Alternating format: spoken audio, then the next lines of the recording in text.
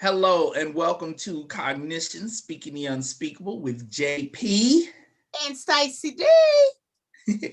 I am JP Craddock, and that is the one and only Stacy D. Love. We are broadcasting remotely here on KUAW Radio. That is knowledge, understanding, and wisdom. We are actually in a different time slot. We're broadcasting an hour earlier today, but the show will still be on YouTube and on our Facebook page. So anyone who shows up to listen to the show and you're like, what happened? How'd I miss most of the show? Well, you can still catch the rest of it. It'll be on the Facebook page.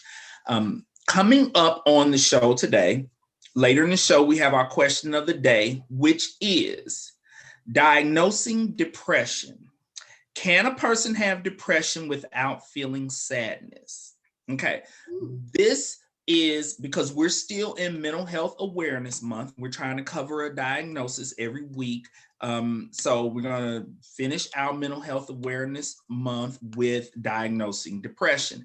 Now, depression is a little bit more complicated than some of the other diagnoses that we have covered. And so when we get to that part of the show, it would probably be best to go ahead and have our diagnostic symptom tracking form downloaded. You can access that on our Facebook page, because in walking you through the process of diagnosing yourself with depression or whoever it is that you are thinking about in looking at this diagnosis, it is a number of symptoms that are required in order to meet the criteria. So the diagnostic tracking form is going to come in handy. Okay, so we have that coming up later on the show. For now, let's check in with Stacy D. Stacy D. Hi. Hey, Stacy D. First of all, I just want to give a birthday shout out to my frat brother, my good friend, my co-host, JP. Thank you, Stacy D. He did remember to invite us to the party, me and our other friend, because it was going to be problems. They sent out a special invitation because y'all know we had a big problem with Sasha's birthday party because of the pandemic. But we did get our invitations. We were the first ones there. And y'all, we really did kick it and had a great time. Let me tell you, one, I do not handle these birthday celebrations, but I did make it clear to Nadine, my wife, and my best friend Kelly, do not forget to invite Stacy D and my peeps. And so thank you so much for coming out, Stacy, to celebrate my birthday with me. We had a good time. Yeah, we did. I was like, dang, I feel like I'm still young. We kicking it. We did kick it. Yeah. I be drinking, I don't drink. But yeah, we did. It was just so good just to have that fellowship because Gerald is in high school, is a class under me. But Stacey did kicked it with everybody.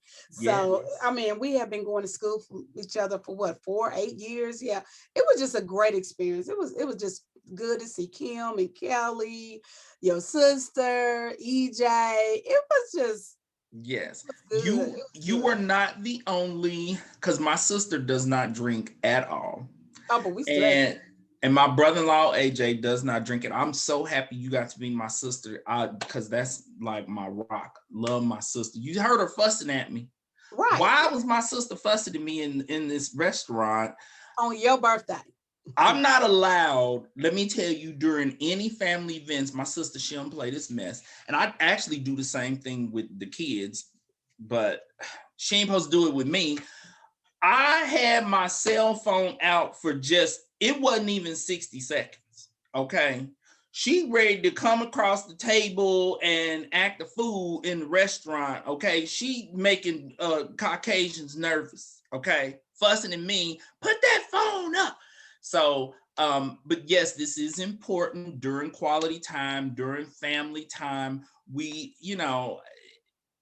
folks do need to enjoy each other's company and each other's presence, and follow my sister's rule that no cell phone business. Okay, because Yeah, she know but I'll deal. what the thing about is, Gerald, I'm gonna take up for my bro because he had to be on his cell phone because we was with mixed company, and we're gonna tell y'all about mixed company a couple of shows later. So it was people texting about the other mixed company. Am I being messy? Well, I don't know. Probably. My sister fusses at me because clients text, because when you in private practice, clients do not have good boundaries. They want to text you at midnight. They do not care. They will text. And sometimes I'm like, let me just quickly address this situation with That's them. the ones that he really liked, because if he don't like you, he I'm telling you, he set those boundaries. But when Gerald like you, he oversteps the boundaries. I'm just letting you know, his consumers, his clients, okay? If he doesn't return your text at 9:30 p.m., it's because you're not on his good list. I'm just keeping it real. But if you at 1:30 in the morning and you return and he returns your text, and you oh my God, return that in the morning, you on the good list. Stacy D, you are saying too much. Now, let me tell you, so half of my clients last week because I got too much up in me, you know. Now half of my clients are gonna be testing me, sending text messages late, like, you didn't respond to my text. What happened? And you know what I'm gonna say? My sister was over to the house. Well, Steph not going for it. Steph not going for it at all. So for any clients who are listening to this, don't test me. Be prepared. I am going to say that my sister was at the house, and that's why I didn't respond to your text message. Ignore what Stacy D saying, because the D trying to get me in some trouble. But yeah, we did. We had a good time. We had a great time. We had a great time. Okay, okay. So we're gonna talk about etiquette, and one of our peeps gonna get mad because I told I was gonna talk about it. We're gonna talk about etiquette. We're gonna talk about the conversation before you take your teenagers out to eat. This is hilarious. Go ahead. Okay. So everybody know, like when we was kids and when we get ready to go to the grocery store somewhere, mama would have that conversation. Don't y'all go up in this store acting a fool. Don't be asking for no whole lot of stuff. I got a grocery list. We're on a budget. Because if you act a fool, you're going to get slapped. Okay. Now, these are moms who was moms in the 60s, 70s, and 80s. 90s, you might go to jail if you slap the child in the grocery store. So that's my disclaimer. But you got to do it when the aisle is empty so nobody sees. Exactly. Like put them underneath the grapes or the oranges. Pop, pop. What I tell you? Okay. So when you have the teenagers and you're going to a high-end restaurant, listen here. Do not order any steak or lobster tails. You are only going to get chicken, because nowadays you can pull up the menus and see what's going on. My nephew had the highest meal in the place. He had lobster, and he had lobster tails and steak. Yes, this is so hilarious. Let me tell you. When his mom seen it, she was like, "What the hell? Who got lobster?" Your son did. Hilarious. Out of everybody, it was my birthday celebration. I didn't even have. You didn't even have lobster. Lobster. He had steak, lobster, shrimp. Let me tell you, I was trying to figure out when they were going around the table, because my kids, let me tell you, when my kids, my two boys who are adults now, they knew better. You don't order nothing. Our rule is whatever you order off this menu better not be more expensive than whatever I'm ordering. I'm not playing these games with you. Okay, don't play these games. When the waiter was taking the orders and the boy ordered the lobster and the steak and the shrimp, I was waiting on her then to say, "Excuse me, did you bring your own money?" What? She already had 3 cups of wine. Oh, she had her wine. See, she already had her wine. But this is, everybody, this is our friend who is so hilarious. We are going to have her on the show because Yes, we are. I love her to death. Yes, she's a minority business owner. She, in front of all them people, once she found out, she checked him in front of everybody. Like, did you order lobster? Did you order lobster? Yeah. I was like, dog, it's too late now. It's on the grill cooking. It was cooking. It was cooking. It was so, I was trying to figure out, like, how does she not already have a conversation with him? Everybody knows to have a conversation with their teenagers. Don't get silly up in this restaurant and order like you got money or a job or anything. Listen, he messed up our Cheesecake Factory for last week because he went over the budget. And then he probably ate like 2 dozen shrimp. He caught a half a dozen in his mouth. Yes.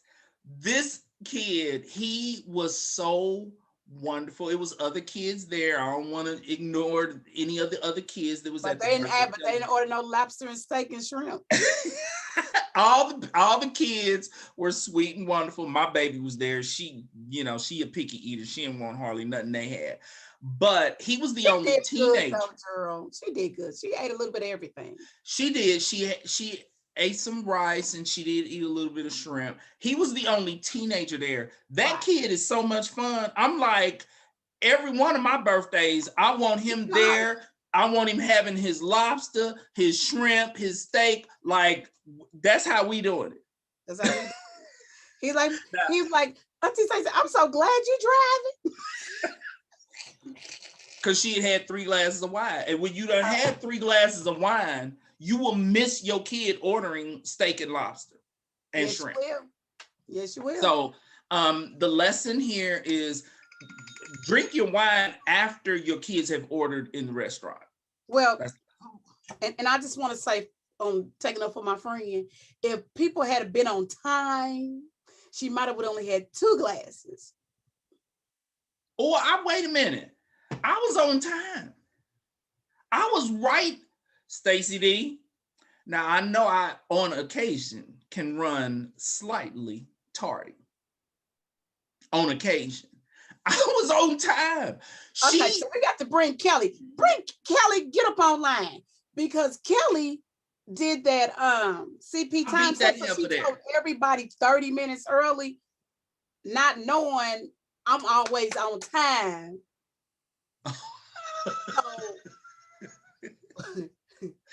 I didn't know she told everybody to show up 30 minutes. So what time did it be there? 2:30? No, 4.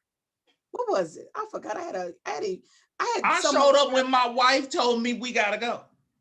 Oh, I know that's right, Nadine. But I think the time was like at 4:30. Yeah, it was 4:30. But she told everybody 4 o'clock. So we pull up at 10 minutes to 4, and she calls us. Is like, "Hi, I know y'all there. Make sure we get our table." And we was like, "Where are you?" I'm in route. I told everybody 30 minutes early, but I knew y'all was gonna be on time. So make sure we got the table.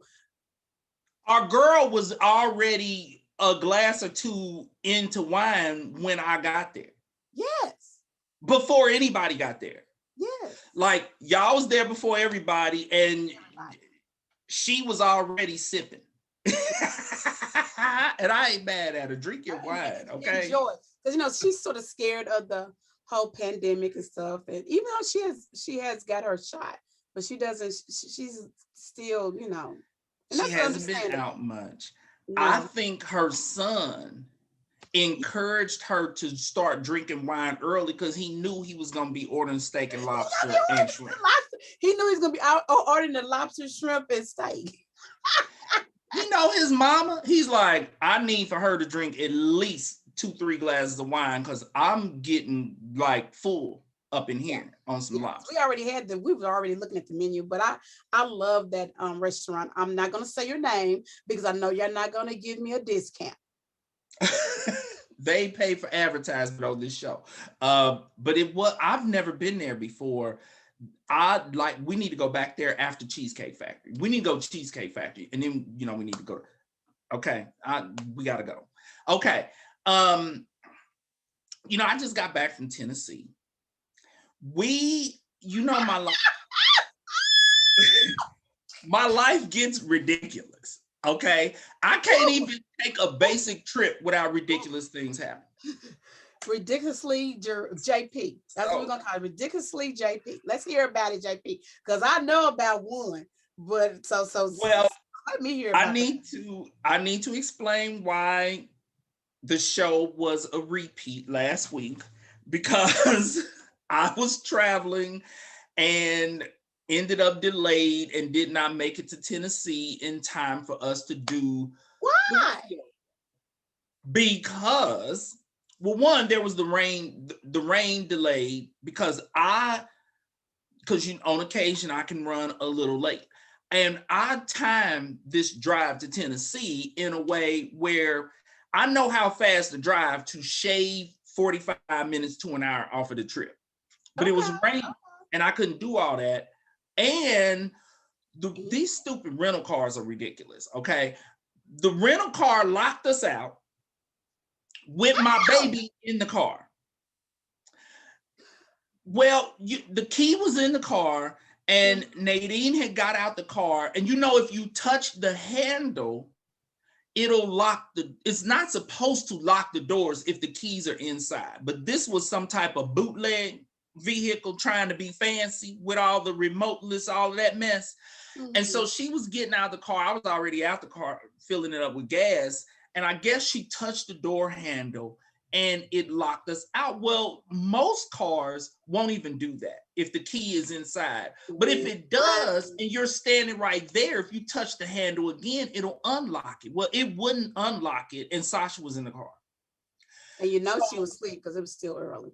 She was asleep. We had Nadine, some guy in the gas station came out, broke in the car. We ended up back on the road, but I missed the show, and then the car broke down in Tennessee. You didn't tell me that one.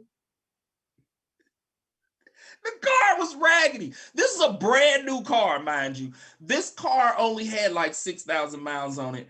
It broke down in Tennessee and would not go into reverse. They gave us a replacement car that was the same length as that SUV, but had less cargo room. Everything we take when we travel, 75% of it is Sasha's crap, okay?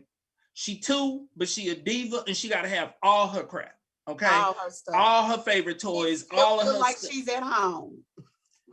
We be taking home to Tennessee. And so they gave us a car that couldn't hold all her crap.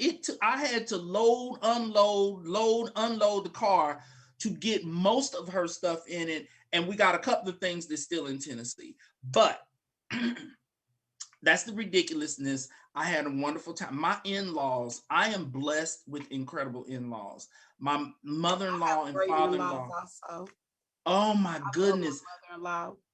I have clients who have, they in therapy because of problems with their in-laws. I am so blessed. My mother-in-law, this woman, she's sweet. She's so sweet. She's sweeter than corn syrup. Like, I got diabetes every time I go to Tennessee. That's how sweet my mother-in-law is. She reminds me of my mother because she has this really sweet, gentle spirit. She is incredible. I hate leaving Tennessee. Okay. Wow. My father-in-law, who's brilliant, he's a retired surgeon, thoracic surgeon, was chief of surgery, graduated from Ivy League. Like, he's still brilliant. They in their late 80s, okay? I knew they were older, yeah. Yes, I can only hope and pray, because I'm probably not going to have any sense when I'm in my 80s. But I can hope and pray that I'm gonna play the old chord. Oh, hell! I'm 70 years old. I can say and do everything. I'm just gonna play that chord because I love playing that. Well, hell, I'm 50 something. I can't do that. So when I get 80, I'm just gonna be straight off the chain. I'm gonna say whatever the hell I want to say when I want to say it. Mr. Walker, do you do that now? Mr. Walker ain't in his 80s. See, there you go, Stacy D. He's an older American. I just want to know, does he able to just get that out and say what the hell he want to say because he is Mr. Walker, can you get that off sometime?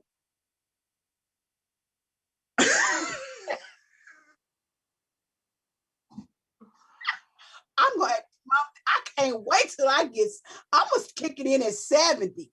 Let me tell you, you mess with Mr. Walker every show. Mr. Walker is not old enough to get away with talking crazy. Like, he ain't that old. I'm gonna get it in at 60. How about that?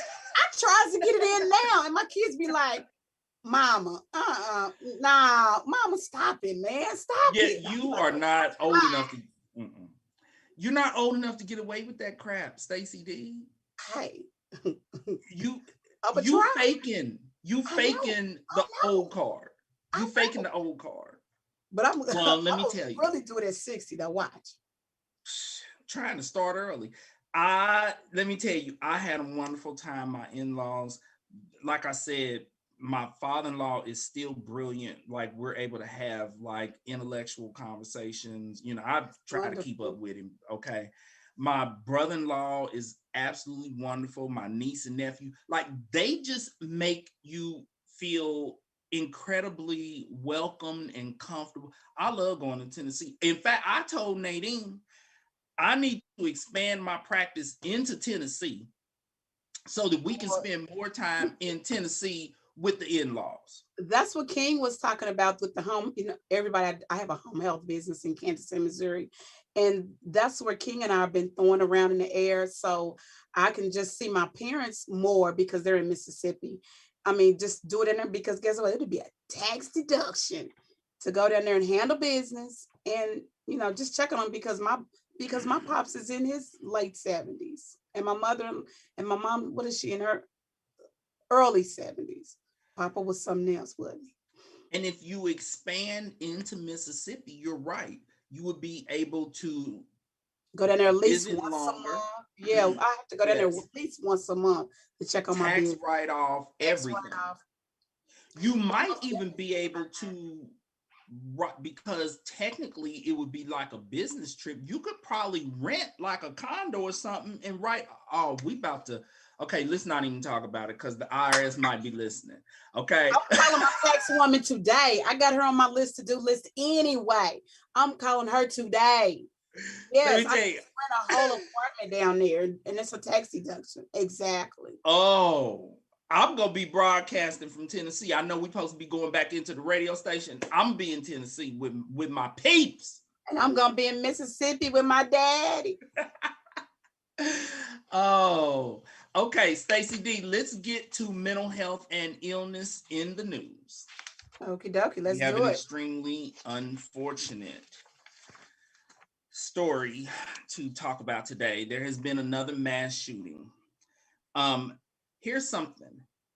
There have been 17 mass shootings in the past week. 17. And according to CNN, anything with 4 or more people is considered a mass shooting. There have been 232 mass shootings this year. And this is only May. It has become common practice. And so yesterday in California, let me see, where exactly was this? San Jose, California, a VTA public transit employee, 57-year-old Samuel Cassidy, showed up at work during shift change and killed 8 people. 1 is in the hospital and he committed suicide. They found the dogs. The bomb-sniffing dogs detected the presence of explosives at the workplace. Here's what is interesting, because when you think about the fact that there's been 17 mass shootings in the past week, we're going to have to cover this in much more detail on the show because this has become common practice. His ex-girlfriend noticed some mental illness on his part in the form of mood swings, violent tendencies, and according to her, he had bipolar disorder. His ex-wife said that he had a history of having complaints about his co-workers and his bosses. He was prone to anger. This was exacerbated by alcohol consumption, which makes sense. Yes, because, and we're going to talk about this a little bit when we get to depression, but the alcohol, of course, would exacerbate that. And I'm going to talk about that a little bit later. But for his ex-girlfriend and his ex-wife to be noting that, okay, he had some mood instability problems and he had job dissatisfaction. What I want everyone to think about is that mass shootings are not just about, because a lot of times people just focus on the shooter. Was he mentally ill? What diagnosis did he have? But what we need to think about is that it takes more than just having some psychological or emotional instability. It has to be coupled with the job dissatisfaction, which becomes like gasoline and a spark.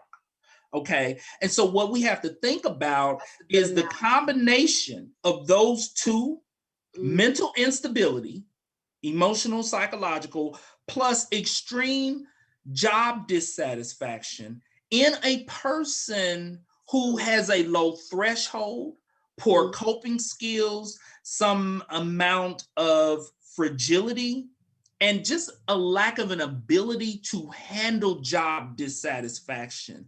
That is sparking a gasoline. It's kind of like, you remember back in the day, people would joke about going postal, going postal, going postal. That was from the postal situation. Yeah. Yes, because the post office had a bad reputation for being a stressful work environment. And in individuals who did not have the psychological and emotional strength to handle that, they would go postal. And so we're going to take a look. Shooting that they did probably was one of the first mass shooting was at the post office.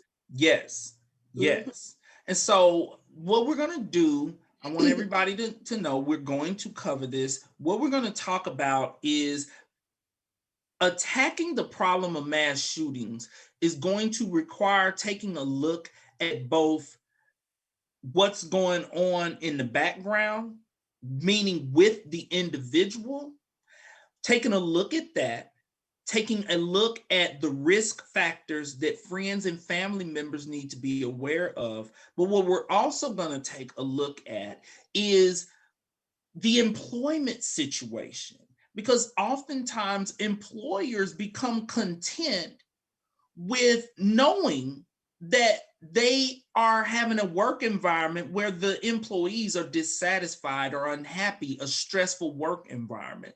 And it is a mistake to allow that to continue, because you never know if one of your employees does not have the psychological wherewithal, the stamina, the resiliency. JP, please say that again. They can't handle that mess. And so everybody wants to look at the person, look at the person, look at the person, which yes, we need to do. But we also need to start holding these employers accountable for creating unduly and unnecessarily disproportionately stressful work environments. Yes. Everybody cannot handle that. Everybody can't handle it. Everybody cannot handle it. And in matter of speaking, 85% of the population cannot handle it. And that's a big population. That's a big number. That number is pretty big. Well, and I think most of us can recall some job that we had where it was an unpleasant, stressful work environment. We just had the psychological and emotional strength to tolerate it and cope with it. But I absolutely can think of some places where every day you show up at work, you didn't know what new policy was going to be dropped, what unnecessary, unrealistic expectation was going to be dropped on you. And I remember being in situations where it's like, this is a 60-hour-a-week job and they are compressing it into 40 hours a week. And I have clients who work at places, I'm not going to say the name of, the company here in Kansas City, where his alcoholism is exacerbated by his job dissatisfaction because he works a job. Yes, he works a job that does mandatory overtime. The problem is they wait until about 10 to 15 minutes before he gets off of night shift to tell him you need to do another 8 hours, and it's mandatory. No, 4. It should be like 4, shouldn't it? Full 8 hours. He works 16 hours a day, 3, 4, 5 days a week. And they so don't have a union. Well, I don't know. I'm gonna have to ask him. Yeah, but or maybe he need to start the union. Then he's gonna get fired then. Something needs to be done. That's not right. 8 hours, but you know, they might need to call the labor. That's one of our peeps. You know, that's our thing because right. Labor laws 16 hours. I don't think that's legal. I don't think it's legal. Mandatory. And he has struggles in his coping. He already struggles with some anxiety anyway.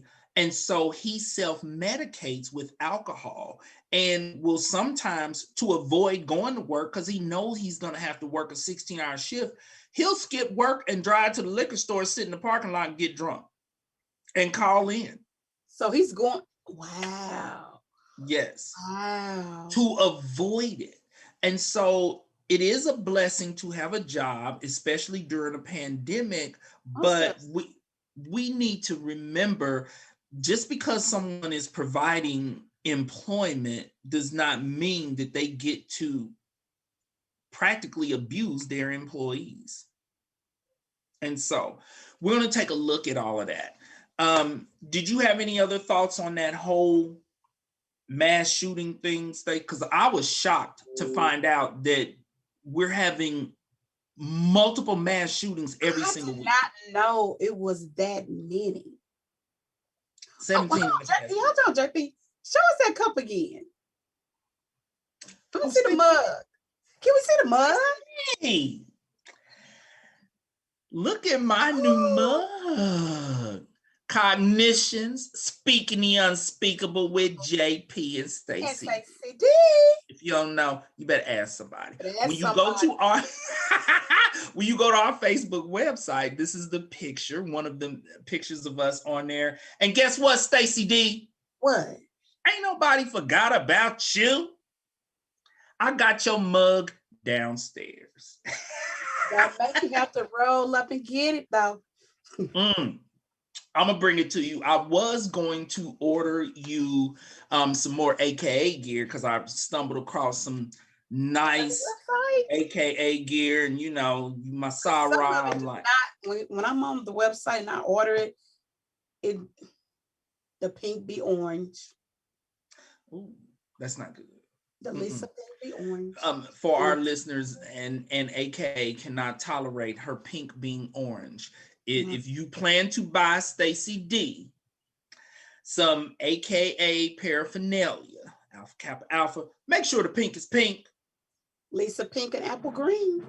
Make sure the green is apple green. But I did see something that I was like, ooh, Stacy D would really like that. But then I was like, let's get the mugs out the way. Let's get the mugs out the way. Okay. Okay, I appreciate that. But no, I had no idea that it was those many shootings. It's a lot. In a week. We didn't say the whole year, but a week. I thought it was going to be from January to May, not the whole week. This is 17 in the past. I was so shocked that I questioned CNN and did more research to be sure that that was accurate. And then they mentioned the same thing on MSNBC. It's just not being reported. I bet it's not.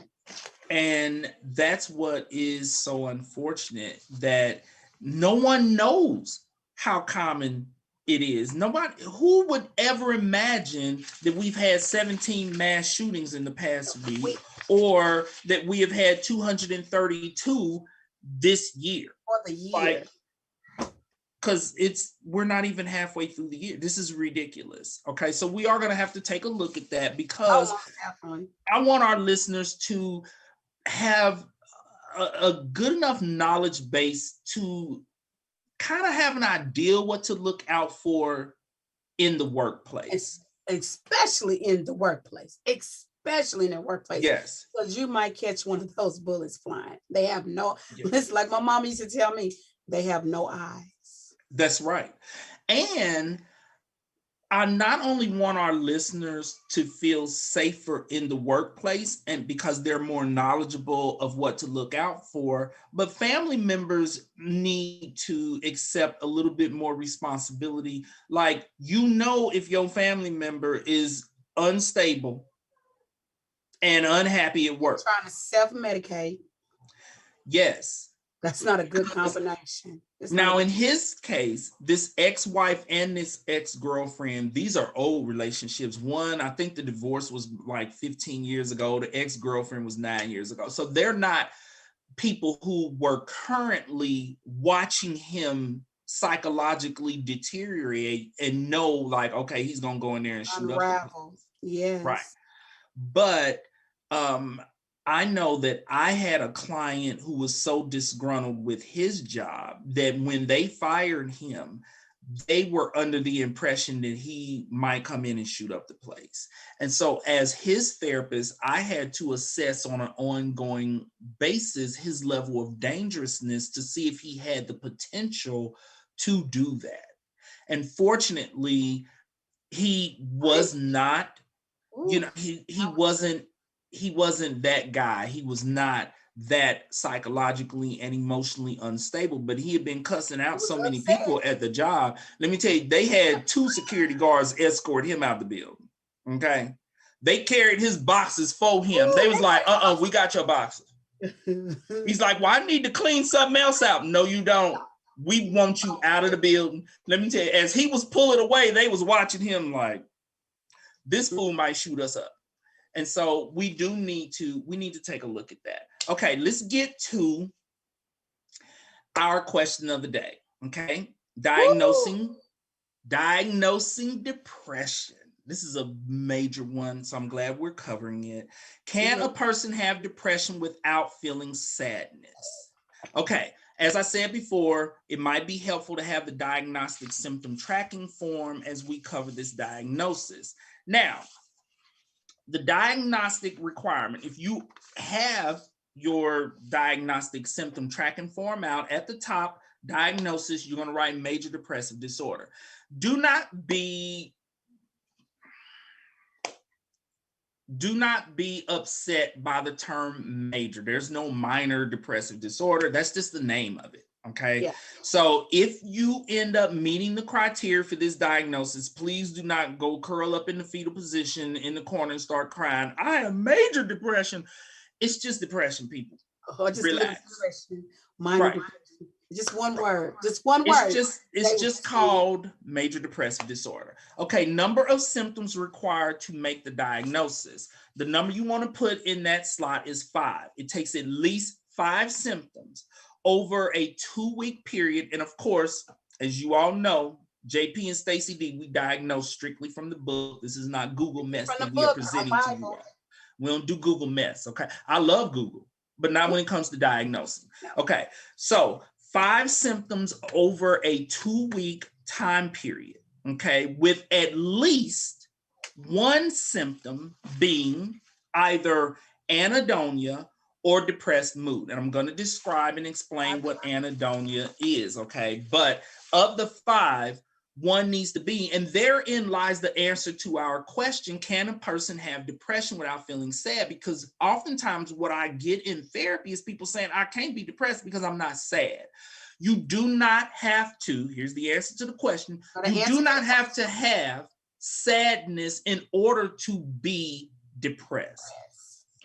Now, The other symptom that you can have is anadonia. What anadonia is a loss of interest or pleasure in those things that you would typically find enjoyable. So if you are a person who loves gardening, you know, you love working out in your yard and pruning your flowers and doing all of this, and you have a period of time, a couple of weeks where you just don't feel like doing it, you do not get any pleasure from that activity, which typically gives you a lot of pleasure, that is anadonia.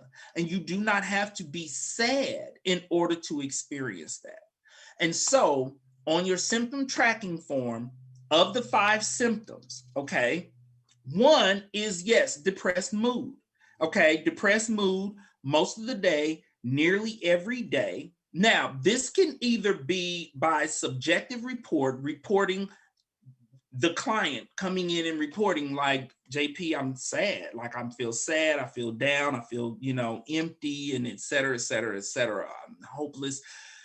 It can either be by report from the person or observation by others. And so for those of you who are going over this diagnosis with us right now, and you may be thinking about your spouse, and your spouse may be saying, I don't think I'm looking and feeling sad. But if you have noticed it, then that counts as meeting the criteria for that diagnosis. Okay. So sadness. Another symptom that a person can have, which is common in kids, is irritability. And so when it comes to people questioning, can I have depression if I'm not sad? You can either have the symptom of sadness replaced by anadonia, loss of interest and pleasure, or pleasure in things that you typically enjoy, or irritability, and which is common in adolescence. And here's what I want you to think about. The reason why irritability and anger is a symptom of depression is, let's take alcohol consumption, for example. Alcohol as a chemical is a depressant. It depresses the central nervous system. Everyone can think of, yes. And most people have at least that one friend who, when they get drunk, they get real angry, cuss people out, snatching people up. I had a friend in undergrad. I love her to death, but we had to stop hanging out with her if she was drinking hard liquor, because she was cussing everybody out. She's snatching her. She had me hemmed up all by the collar one time, Stacy D. I said, what is going wrong in this place? Okay, come on, let's move it on, because it's 1:45. We're not gonna be able to get it all out. Okay. So up in the collar. Alcohol, and when we were talking about the shooter and his girlfriend saying that it was exacerbated by alcohol, because alcohol as a chemical is a depressant, and it can cause that symptom of depression, which is anger and irritability. So that is one of the other symptoms a person can have. All of that is under one. Number 2, we already talked about anadonia, diminished pleasure or interest in things that you typically enjoy. Number 3, decreased or increased appetite. Appetite disturbance is what we generally call it. This is over that period of time, either eating a lot more than usual or eating a lot less than usual. So that is another symptom. Okay, so anyone who experiences that, please put that on the list also as we go through this. Now, included in that is a change in body weight of more than 5%, which is a lot less common. That's not as common. Oftentimes, I will have clients who have the symptom of appetite disturbance, but they have not gained or lost weight. Okay, but that's included in that. Number 4, insomnia or hypersomnia nearly every day over this 2-week period. And there's some flexibility on the 2-week part as well. So I don't want you all to focus so much on having these symptoms for 2 weeks. I want you to focus on if you have the symptoms. Insomnia, there's 3 types. There's initial, middle, and terminal stage insomnia. Initial stage insomnia is having trouble falling asleep at night. Middle stage insomnia is waking up in the middle of the night and having trouble going back to sleep. And terminal stage insomnia is waking up really early in the morning and having trouble going back to sleep. The thing about insomnia is a symptom in multiple diagnoses. So please do not think that you have depression because you have insomnia. Just get a pill. And what'd you say, Stacy D? Get a pill and go to sleep. Yeah. Something mild over the counter, melatonin. Okay. The other thing to think about is insomnia is also a totally separate diagnosis that is not even a part of any other diagnosis. But for those who are tracking to see if you have 5 of these symptoms, insomnia would be one of them, or hypersomnia, which is wanting to stay in the bed and sleep and sleep and sleep, not wanting to get out of the bed. If you have a family member, a spouse, or a child, or someone who they're just sleeping excessively, then yes, that's hypersomnia, which is a symptom of depression. And sometimes people will be sleeping like 12, 14, 16 hours a day. Okay, next symptom, number 5, psychomotor agitation or retardation. Psychomotor agitation is a restlessness. It's a restless spirit, like you are having trouble being still and you just are full of energy. It's an agitation, okay? Psychomotor retardation is a lack of motion and movement and mobility. It's like feeling slowed down. Okay, so that's number 5. So for anyone who is already at 5, yes, you have met the criteria for this diagnosis, but there's something else I want to add at the end. Okay, that means that you still may not have it. Number 6, fatigue or loss of energy nearly every day. This is where you just don't even want to get off the couch. You just feel tired. And you're not asleep. Out the bed, yeah. But you're not asleep. You're not asleep. You're just tired. And the way I usually assess for this is I'll ask a client, do you have periods of time where you just feel really tired, even though you have not done anything to make you that tired? Like you haven't worked 16 hours a day and did mandatory overtime. You haven't done anything, but you're tired and you're like, I don't know why I'm so tired. That is what this is talking about. Okay, number 7, feelings of worthlessness, which the assessment question for that is, do you have periods of time where you just feel like you're a bad person, you're a mess, you're a wreck, like you're just all screwed up, all jacked up, can't do anything right? Those are feelings of worthlessness, which is extremely common in episodes of depression. Okay, now coupled with that, because a person cannot have feelings of worthlessness, but can instead have inappropriate guilt. And this is almost like a delusional level of guilt, just feeling guilty about things you've done, things you didn't do, things you really had nothing to do with. You just feel extremely guilty. That is a symptom of depression. Okay, so either one of those is in criteria number 7.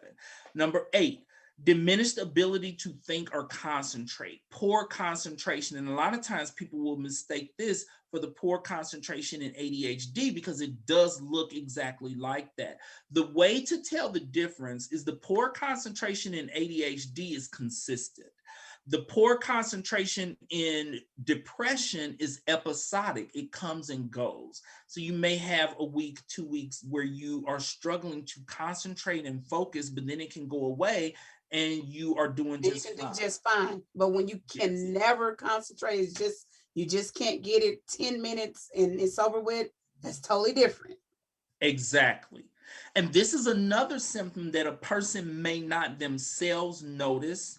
So you can meet the criteria for this if it has been observed by those close loved ones who are around you every day. They're like, you haven't noticed that because you can't. An example of that is when you're trying to cook, put your makeup on, trying to find something to wear. You're trying to do all, you stop and you're not finishing nothing that you touch. Distracted. Or that's a good example. Also, if you just are having trouble tracking conversations, you're trying to talk to people, you're trying to have a conversation, but your concentration is so poor, you're having to put forth effort to focus and concentrate during conversation. Just a conversation. Yes. That's what we're talking about. Or you Right. jump in conversations and you're Yes. like, where did that come from? Exactly. And that can be observed by other people. The person oftentimes does not notice. No. But if you talking to that person and you like, oh my hold God, on now, what? This fool is not paying attention to me. Like, when did we start talking about that? Right. It's like, would you please? I thought we were talking about going out of town. How you start talking about the trash? Right. And for students, this causes a lot of problems academically when they are having trouble concentrating. The teacher is talking, teaching, lecturing, and their concentration is so poor as a symptom of depression, they can't keep track, and it can negatively affect grades. Can't comprehend. Exactly. Last symptom, number 9, recurrent thoughts of death, which is your suicidality, what we call suicidal ideations. Now, here's something to think about. A couple of things to think about is thoughts of death is usually coupled with the symptom of hopelessness. And the assessment question for that I always use is, do you have periods of time where you feel like your life is a mess, it's screwed, and it's never going to get better? This is as good as it gets for you. That is the symptom of hopelessness that leads to suicidal ideations, because if you feel like your life is horrible and terrible and it's never going to get any better, that can lead to, well, why do I continue? I'd be better off dead. My only escape from this misery is death. Now, something to note, because a lot of times parents don't realize that kids sometimes do not feel suicidal, but they just wish they were not here. And that is something to also note, because if you do not ask carefully in assessing for it, when I assess for it, I can say to it, do you ever feel suicidal? No.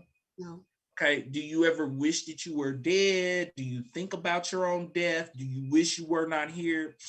Yes, all the time. That's it. But I ain't gonna kill myself. Right. But I wish I was dead. So you have to cover all of that. Those of you who are listening who have never felt suicidal, but you wish you were dead, count that symptom. Okay, so we just covered 9 criteria. It takes at least 5 to meet the criteria for the diagnosis. And the answer to our question, you don't have to be sad. You can also be irritable, or you can experience anadonia, a loss of pleasure. Now, having all these symptoms still does not mean that a person has major depressive disorder, because there's another diagnosis that embodies all of these symptoms, but it's not considered clinical depression. And what that is adjustment disorder with depressed mood, which is when you experience the symptoms of depression, but they are directly related to a life circumstance or situation. Life circumstance. Yes. And right now, during the pandemic, I have seen a ton of this. A lot of people who are reporting, I have never felt depressed until being holed up in this house for the past year and a half. They would not be diagnosed with major depressive disorder. They would be diagnosed with adjustment disorder with depressed mood. And I know I had a lot of friends that had that problem when we could not get our hair done, our nails done, our lashes. Really? Oh yes. They, because a lot of people did not feel like they were pretty because they couldn't do it. Because believe it or not, I cannot do my makeup, my hair. Most definitely can't do my nails. Yeah, it was really tough. So ladies, let me tell you something. Tip your stylist and your nail techs very, very good. So if we do come back into another pandemic, you can be on the good list, because I did not miss a beat. Let me tell you, I had not thought about that, but it makes sense what you're saying, that Yes. Being unable to do that self-care. That's self-care. And a lot of women do that, especially with our hectic days and our lives. That's our by ourselves. We're able to talk to our nail tech, converse, talk to our hairstylist, when we get our lashes done. I mean, those are some interactions, and also, like you said, our self-care, just to make us feel beautiful, and our one-on-one time. Yes.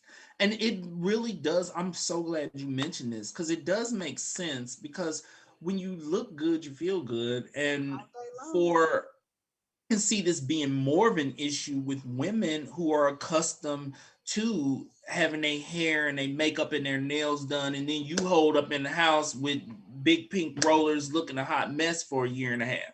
Tip your stylist and your nail techs well, and you will be on the good list. That is important.